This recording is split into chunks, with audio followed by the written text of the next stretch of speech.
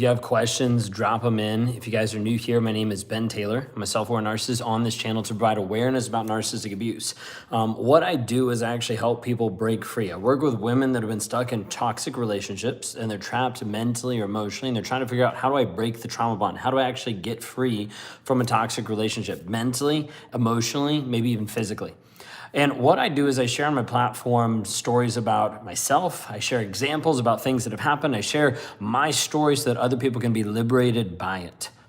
I was an abusive asshole. I showed up as a liar and a cheater for multiple years. All I was doing was focusing on what I wanted. I didn't care about my wife. I didn't care about my kids. I didn't care about anyone else in my life and my world except for myself and my image. The image that I was putting out for other people, the good guy, the guy that had it all put together, the great guy at work, the great guy who had a family that looked nice and everything, that's what I was focused on. But underneath the surface, everything that was happening behind closed doors was abusive and mentally controlling. I wanted to make sure that my wife didn't call me out, that she didn't expose the things that were inside. She didn't expose my own shame, my own guilt for not being a man, for not actually living the way that I should, but instead telling people one thing and living the opposite way. So as a result, I'd gaslight, I would try to lie, manipulate. I would do all different types of things to make sure that she felt small and I felt better. Narcissists will oftentimes do this where they beat you down mentally and emotionally just so they can feel better about themselves. So tonight, what I want you to understand is I'm on here to try to be able to bring awareness of narcissistic abuse. Many times people will be in a toxic relationship. They won't even know or understand that they're in a toxic relationship, and they'll keep doing the same thing over and over, wondering why they haven't been able to fix it or why they haven't been able to leave. That's called a trauma bond. And a trauma bond leaves people stuck. So tonight we're going to be taking some questions. I'm not going to be on super long because I was on super long the other night. And if you want to watch that, that was like a 2-hour live. But inside of tonight, we're going to be just dropping in, adding a bunch of questions. So whatever questions you have about narcissism, narcissistic abuse, trauma bonds, healing, all the different pieces, drop those comments right down here in the chat. And I'm going to go through them as quick as possible to make sure that I can answer your questions and also help you in the healing process. You're not alone in the healing process, even though it feels like it. There'll be sometimes hundreds of people that'll be on these channels and on these lives, understanding that you are not alone. You're not crazy, you're not hopeless, and you're not helpless. Drop a comment down below, and let's just get this thing started. What questions do you have inside of dealing with narcissism, narcissistic abuse, with dealing with a relationship of wondering if it is toxic or not toxic? One of the things that came up the other night was talking through this piece of it doesn't matter if the guy is a narcissist or not. What matters is the abuse that you're accepting. The abuse that's happening to you on a day-to-day basis that you're minimizing, that you're kind of sweeping under the rug, being like, it's not that big of a deal. He's just stressed. It's just how he was raised. He's just emotionally mature. He just has ADHD. He's just bipolar. Like, you'll find so many different labels to be able to move aside the fact that you're currently getting abused. And so part of what I do is to try to be able to communicate in a way to be able to wake people up. Wake people up to the reality of what they're in and what they're dealing with so that they don't deal with it longer than what they should. Narcissists purposely take advantage of their victims to pursue their own happiness and well-being, but I was trauma bonded to an older brother back in 2016. He offered me to work for him for a month. Yeah, trauma bond can happen with a lot of different people. I typically talk about it inside of like the romantic relationship because that's what I've done and what I've experienced inside of that, okay?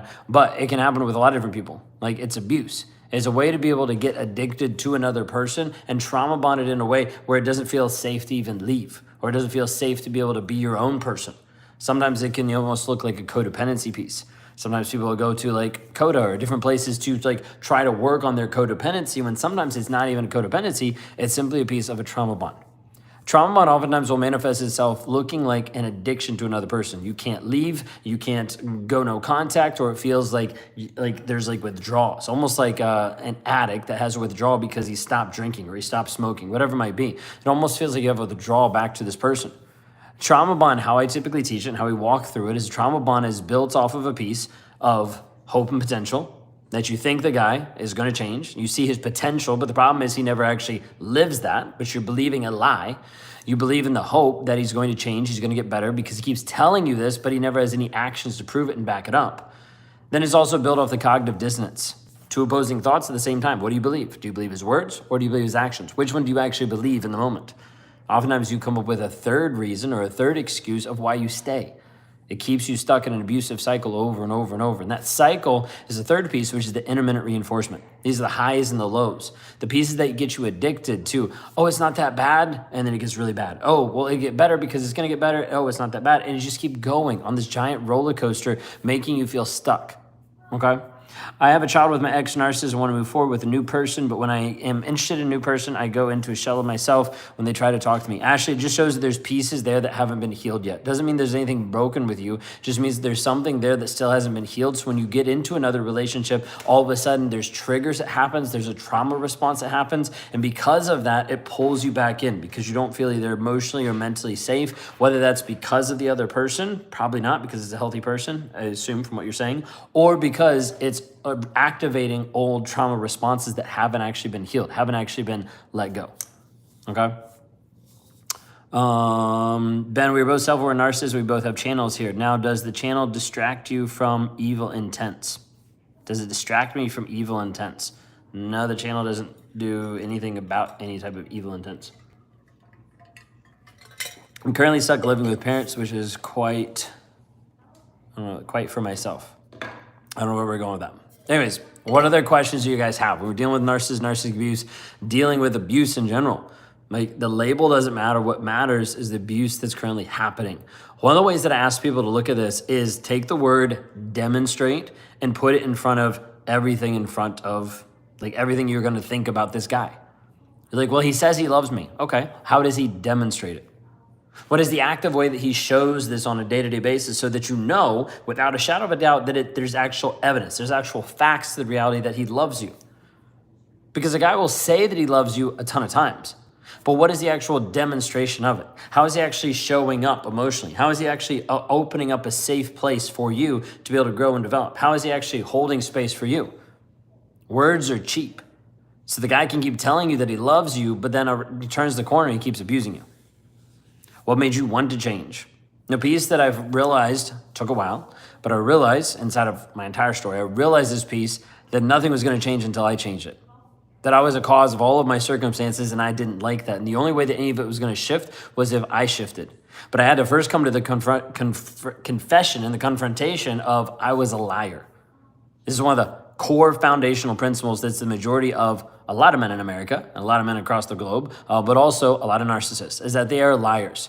And until they're willing to come to the truth of being honest with themselves, honest with the pain that's inside, honest with the guilt and the shame that they're hiding, honest with the void, honest with a ton of different things, nothing's going to shift, nothing's going to change. Channels provide us work and distraction from evil boredom, right? Yeah, I'm like never bored because I work on stuff. Evil is a whole different other piece. Like, I don't know where you're going with that. Whenever I talk about my feelings, my family gets pissed and cuts me out. Sounds like they're not willing to act. It sounds like they're not emotionally healthy, right? Like they're not able to actually hold space for you. My boyfriend is heavily accusing me of cheating when he knows I'm not. He makes up stuff and tells me he hopes I die and hates me. He keeps blowing up my phone. He does this a lot. So Tabby, he's doing this on purpose to be able to keep you addicted to him. It's a way to be able to get back and forth. So you spend so much time trying to justify that you're not cheating, that you start to even believe that maybe you are cheating, or you start to doubt your own sanity, but you spend so much time chasing him, because that's what's happening. He's building this whole back and forth so that you chase. Let me put it this way. A narcissist will walk up to you, slap you in the face, and then run away. And while you chase him, being like, I hate you for slapping me in the face, the narcissist is like, oh, she likes me. Like, that's how screwed up it is. So what he's actually doing, one, he's probably cheating on you, which is why he's accusing you of doing it when he knows that you're not even cheating. And two, he's pushing you back and forth so that he's creating this bond. He's creating this addiction that you can't do anything without him. Right? He does this a lot. Yeah, he's getting you addicted to the cycle. Even if you don't like the cycle, don't want the cycle, he gets you addicted to the cycle, you'll start to crave the cycle. This is why if people get out of a toxic relationship and they don't spend time healing, they'll go into a healthy relationship and they'll blow it up. Simply because the cycle has to continue in their own mind or else they feel unstable. They feel like something's wrong. Peace feels weird at that point. Is it normal when he speaks to me on camera, he doesn't really look at me, he tends to do other things? That's just showing you that you're not important to him. That's all it is. Like, he's busy doing other things. He's just trying to prove that you're not important, so it keeps you on your own. What do you recommend as the most effective way to break the trauma bond when you have to co-parent with them? I recommend our way, but that's because I'm biased with that, and I've also watched hundreds of women get free with it. But inside of that is what we call the freedom formula. I walked through it a little bit the other day, but it's this piece where we actually help people go through the triggers that are affecting them on a day-to-day basis, work through the emotions and feelings so they figure out what's the subconscious program, what's the underlying story that they're telling themselves, and how to actually rewire that. Once you see what it is, then we go into a facts-based situation, almost like you put it on trial instead of a court system. Because otherwise your mind will tell you one thing, the subconscious program will hit all the emotional pieces, but it won't actually shift internally. So we have to break the trauma bond. We have to break the lies that he's told you and you start to believe, and the lies that are slowly be ingrained over and over. Both self-aware narcissists both have channels. Think about it. We never had channels. We would still need an outlet. It might be bad, like cheating. Okay, so what you're referencing there, narcissist would be supply, right? And that's what a lot of times people will look at, being like, oh, this channel gives you supply, or you get supply from all the followers. And one piece is like, no, because online, a lot of times people are really crappy as far as like people attacking, things like that. And it's not really good supply. The other piece inside of it is there's also a different aspect of a fulfillment of actually living in alignment with God and with who I am now, and living in alignment with being able to proclaim my message of saying, hey, this is what I've done, so that other people can wake up and not do the same things and not get stuck in the same things. That provides a different level of purpose, intention, alignment, connection. Like that is more purposeful than anything else I've ever had. Thank you, I believe you're correct. The last time I blocked him and put single on my social media, I'm really done. He's called over 300 times, leaving insane voice clips. So Tabby, what I would say inside of this is we need to get you away from this guy, but we need to get the mental addiction stuck and broken out of your head, because otherwise you'll keep opening the door.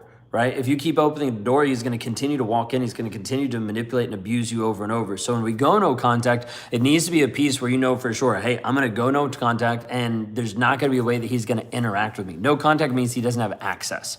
Right? So it might be a piece of you like changing your phone number. It might be a place of like you making sure that he has no way to contact and interact with you. Ashley, no, absolutely. Just saying that helps me to have a channel. Not sure if all you meant. Thank you for the pie. It doesn't help me to have a channel. So like that would be the answer that you might be going for. Like whether I had a channel or not, I wouldn't care. Okay, like having a channel doesn't keep me sane or keep me healthy. That would be what I actually do that's not on my channel. Like when I'm stacking, when I'm meditating, when I'm connecting with God, like all of that is what keeps me aligned. Channel doesn't have anything to do with that. But I see what you're talking about. This is my first time watching a live stream. Do you do your live streams regularly this time? I haven't been. They've been really random and sporadic. I typically do like a 5 to 10 minute one a day, no matter what. And then a longer Q&A I try to do as long as it doesn't go super late. I'm not doing a late one tonight.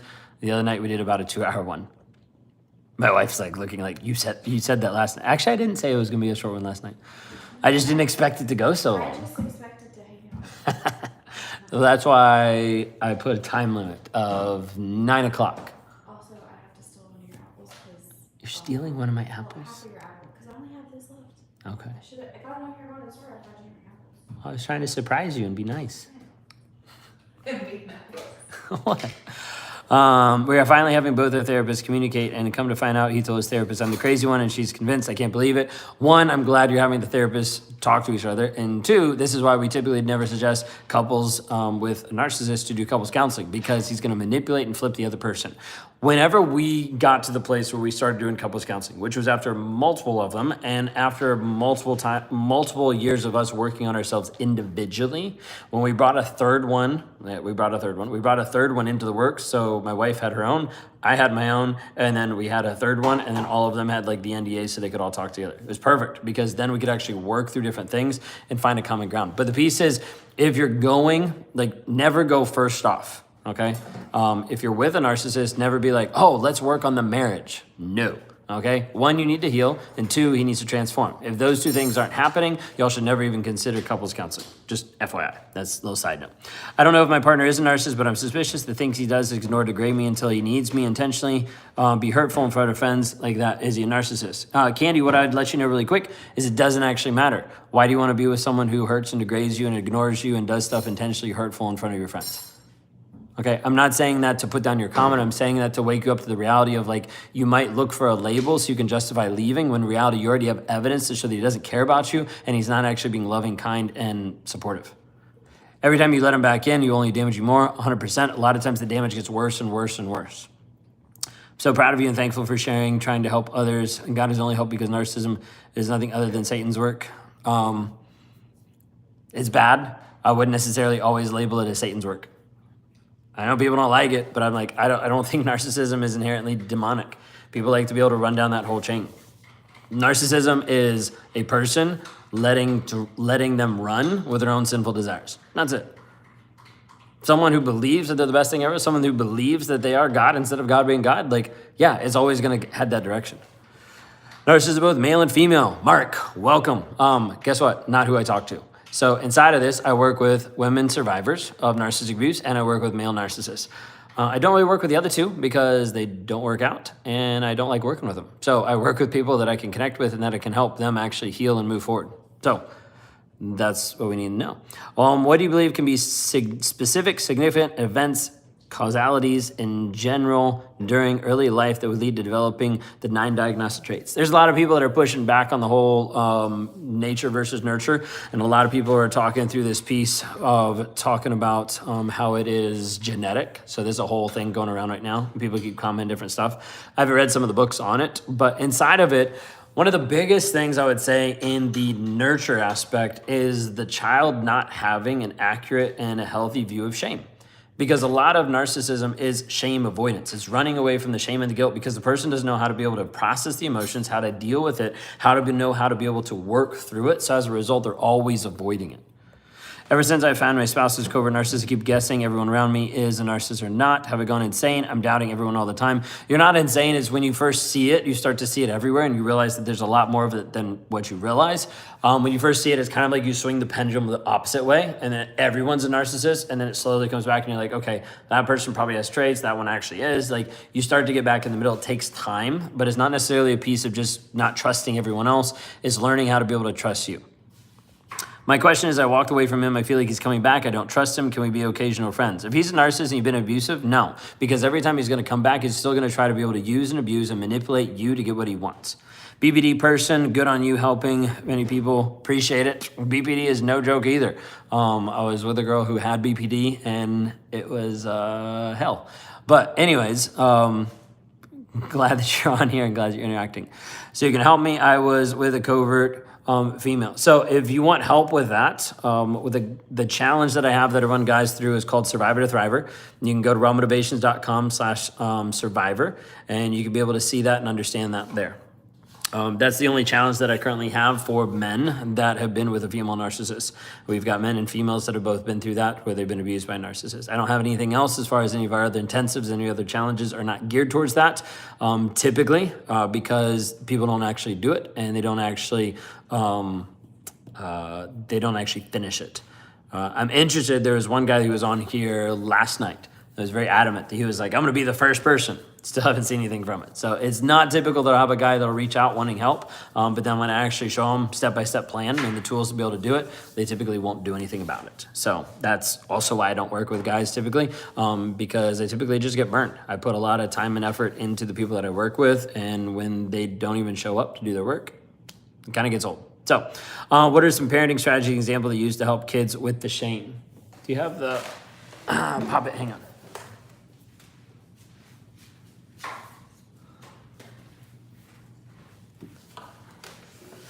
A little shout out here. This is what we use. Oh, it's backwards. I hate it when it's backwards. This is actually what's called my calm down corner. You can actually get this. Didn't she change her handle? No, it's the considerate one. Okay. On Instagram, at least, it might be on YouTube, but on Instagram, it's called the Considerate Mama. Okay. And basically what this is what we use with our daughter. It's fantastic. But it's called my calm down corner. And it has this piece of like, choose your calm down. Well, they're like out of order. Yeah. We used them the other night. So like the first one would be like, name your feelings, right? So like a basic aspect, like for the kid, like embarrassed, frustrated, surprised, tired, happy, angry, scared, sad, shy, disappointed, excited, sick, silly, nervous, right? So like name your feelings. Then it has an amazing grounding technique that we even teach people a lot of times. It's 5 things you can see, 4 things you can touch, 3 things you can hear, 2 things you can smell, 1 thing you can taste. This is a really fantastic way, like anytime you're in any type of trauma response, but we'll use it when our child's like irate or like screaming or like she's having a temper tantrum. Like, okay, let's calm you down. Let's take dragon breaths. Let's do different things, right? There's different aspects to be able to help. There's different aspects of like name your zone. So she'll be like, okay, this is what I'm feeling. This is where I'm at. Choose healthy behaviors. So instead of like hitting, biting, yelling, she can be like, choose different things to be able to help with this. And then also, I think she also has now, I think she's come out with ones for like different age groups. okay. My wife said she's also come out, the Considerate Mama's also come out with different age groups as well. I think, don't quote me on that, but I think. She said she thinks, don't quote her on that. You could probably hear that, but she was saying. Then it also has choose your calm down helper, right? So like fidget tool, dragon best, like I said, draw a color, dance it out, and then name your need. What does your body need right now? So it's got different things like that. So anyways, that is called, for anybody who's interested, that is called the Calm Down Corner. And it's made and produced by the Considerate Mama. She does a really good job with that. But that's one of the pieces that we use with our child, and it's helpful. Like if you take that and you extrapolate it like farther out into the chaos of a narcissistic relationship, like that's what we're also using inside of helping people heal. We're like, hey, what's the trigger? What's frustrating you right now? Let's talk through the emotions. Let's see what are the feelings. Let's work through what are you actually telling yourself in the moment, and how do we help you rewire that to actually help you heal? Massive. Hope that helps. Do you help mothers and kids heal or just women? No, I work with a lot of moms. So moms are women too. So it's just FYI. But yeah, work with a lot of moms, and out of the piece that we heal the moms is also how the kids heal. Do you keep that in a timeout area? We actually don't have a timeout area, but we keep that, it's typically over in the kitchen. And the cool thing is she's used to the place where like if she gets activated, she'll go over and she'll grab it and she'll start going through it. My dad was a narcissist. My mom stayed with him until I was about 10. I have a lot of trauma from those times. Do you have any advice on how to rid or at least fight it? Fight the trauma? One, don't fight it. We have to be able to heal it. But inside of that, there's a lot of different pieces. There's a lot of nuances with that question. So I'd have to know a little bit more just to be able to understand how to give you a better answer.